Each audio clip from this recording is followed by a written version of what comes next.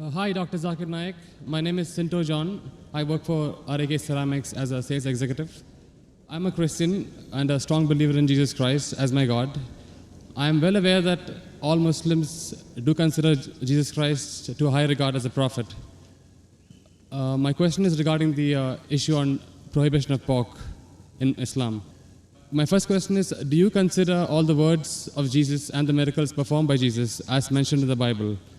And if so, let me explain to you one thing. The premise in which Christians believe that pork or no food is prohibited is from the gospel when Jesus says that whatever comes into you goes out of you, but what comes from your heart is what makes a man pure or impure.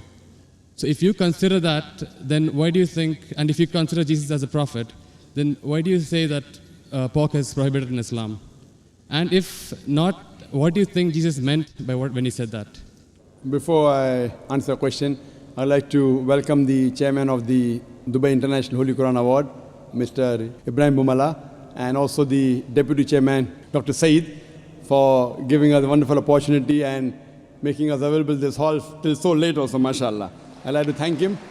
And I pray to Almighty God that He gives more opportunity for people of Dubai to hear such lectures, and so that more and more people get hidayah. And inshallah, the thawab of the people accepting Islam will also go to the Dubai International Quran Award, inshallah.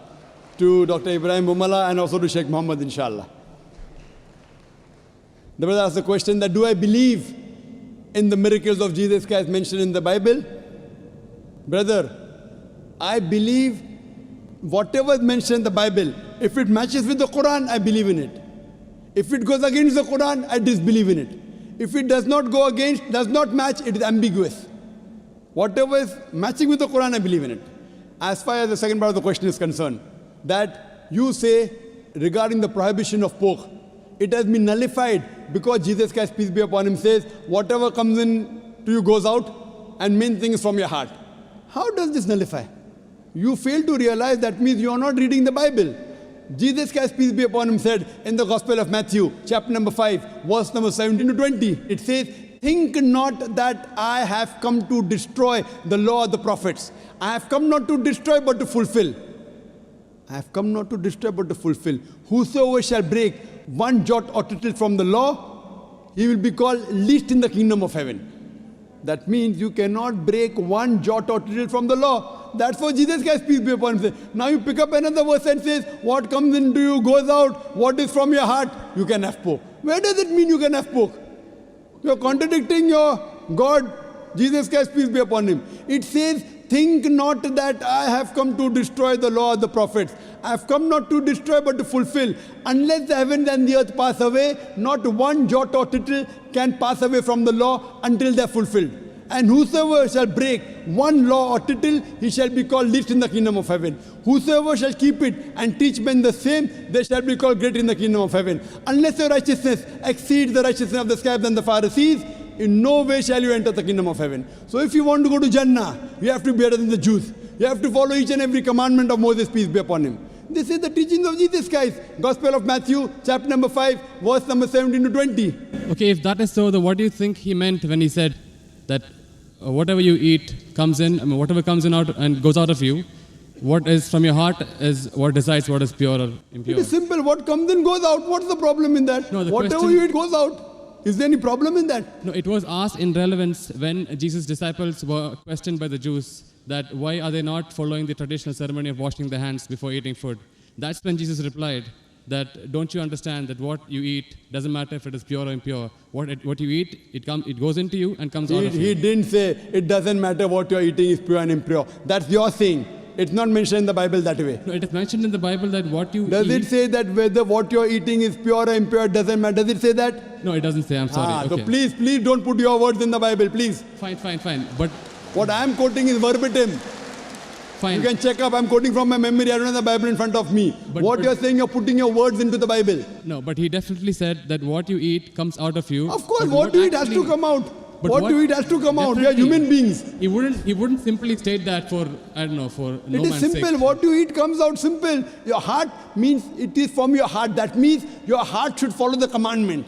No, Because what Jesus he- Christ, peace be upon him, said earlier, don't break one jot or tittle. So if your heart is in it, you will not break a single jot or tittle. Simple explanation. Fine, You but don't he have to was- be a doctor of divinity. He was trying to prove the Jews wrong by saying that it is not important. No, not that- at all. He wasn't trying to do that. That's what you think. That's what the church tells you. It's plain black and white. No, Jesus said you cannot break one jot or tittle from the law. So I'm where is he telling the Jews to break the law of Judaism? He's not telling that. He is not giving any indication for the Jews to break the laws of Judaism. He is telling them to obey it. It is your understanding of the Bible. Nowhere does the Bible say that. He did think that the Jews were not completely obeying the laws. They had- Correct, I agree with you. They were not completely obeying because they did not believe in the fulfillment of the Messiah. Because the Jewish scripture says there's a Messiah to come. We Muslims, we believe in it. The Jews don't believe. So he was trying to explain to them, I am the Messiah. But that doesn't mean he was trying to break the laws of the Jews. He was trying to fulfill. Think not that I have come to destroy the law of the prophets. I have come not to destroy but to fulfill. Simple. I am asking you, do you have pork, brother? I'm sorry? Do you have pork? Yeah, occasionally. That means you're not a good Christian. You're not a good Christian. Even occasionally you break one law or tittle, you shall not go to Jannah. Not Quran says that, Bible says that. Even if you have pork and you break one law or a tittle, you shall not go to paradise. You shall not enter eternal life. And you said that you are a practicing Christian. You said you believe Jesus Christ is God. I don't believe Jesus is God, but I follow his teachings. I love him more than you. This is what Jesus said. It's from the heart. This is the explanation of your verse. It's from my heart. I love him. I love Jesus Christ. Peace be upon him. Do you? I don't think so. It is I do. theoretical, not I from do. your heart. Verbally, yes. No, I do, very strongly. So if you strongly believe in Jesus Christ, peace be upon him, why are you disobeying him? Why? Why are you disobeying him? I don't think I am disobeying him until now. But I'm quoting you from the Bible, Gospel of Matthew chapter 5 verse 17. Think not I have come to destroy the Okay. law of the prophets. And Okay. I've given you quotation from Leviticus chapter 11 verse 7 to 8, Deuteronomy chapter 14 verse number 8, book of Isaiah chapter 65 verse number 2 to 5. References. Okay, if that's the case, in the Old Testament it is said that an eye for an eye, a tooth for a tooth. But what did Jesus Christ say? If somebody slaps you, show him the other side. Now isn't that like a defying of the law? No, Isn't it's that not a correction? defined. I will give you. What you're quoting is references from the Gospel of Matthew chapter number 5 verse number 38.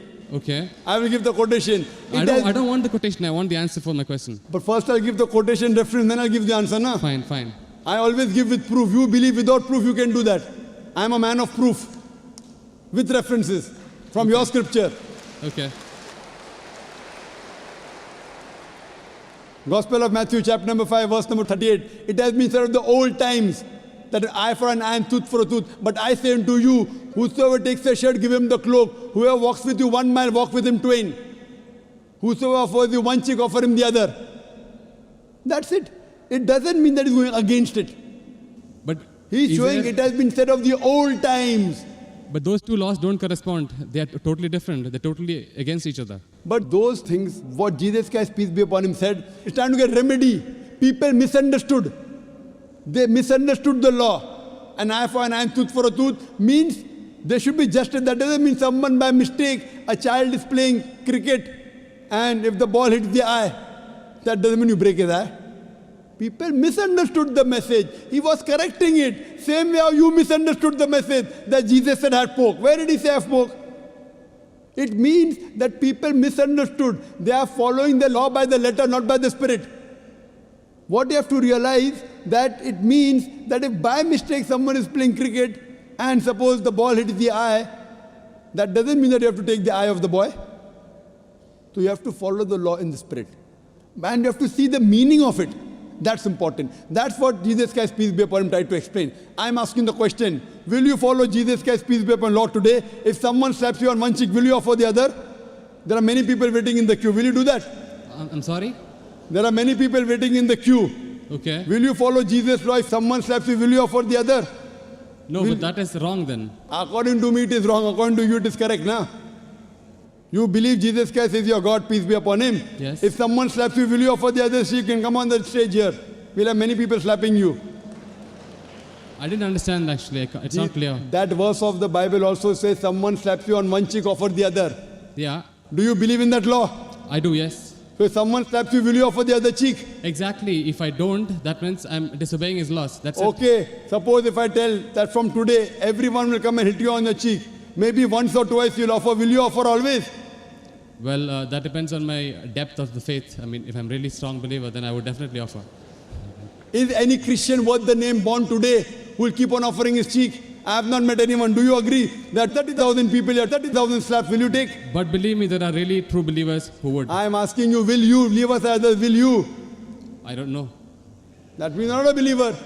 That's I what don't you know is realize the it question. is. I don't know is the Therefore, what answer. we realize that every prophet came and for remedy. Today, Muhammad Sallallahu Alaihi Wasallam has come. And he said, depending upon the situation, if it is by mistake, an eye for an eye, tooth for a tooth is wrong.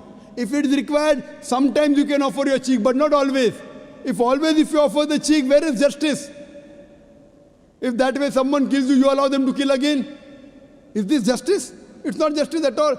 Depending upon the situation, you have to keep on changing. Therefore, I say that I believe in the teachings of Jesus Christ, peace be upon him, which match with the Quran. If it doesn't match with the Quran, what I say, it's an interpolation, it's a concoction, it's a fabrication. Because everything written in the Bible is not the word of God. According to scholars of Christianity, they say there are many interpolations in the Bible, there are many concoctions, there are many fabrications. According to Christian journals, they say there are 50,000 errors in the Bible. How many? 50,000. So therefore, I don't consider Bible to be the word of God. There are many unscientific things mentioned in the Bible. If you read the book of Genesis, I can give a lecture only on the contradictions, on unscientific things. I don't consider word of God. Do you consider Bible to be the word of God? Yes. Okay. Now, do in the book of Genesis, chapter number 1, Yes. verse number 16, it says, Almighty God created two lights.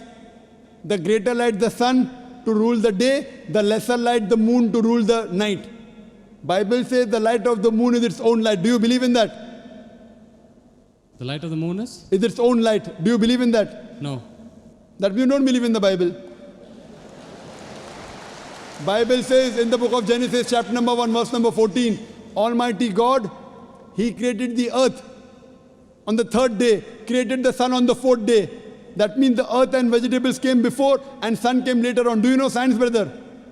I'm sorry? Do you know science? Yes. The Bible says earth came first and then came sun. Is it correct? I don't know. No. Scientifically, is it correct? The earth came first and? Then the sun came. Earth came on the third day, sun came on the fourth day. Is it possible?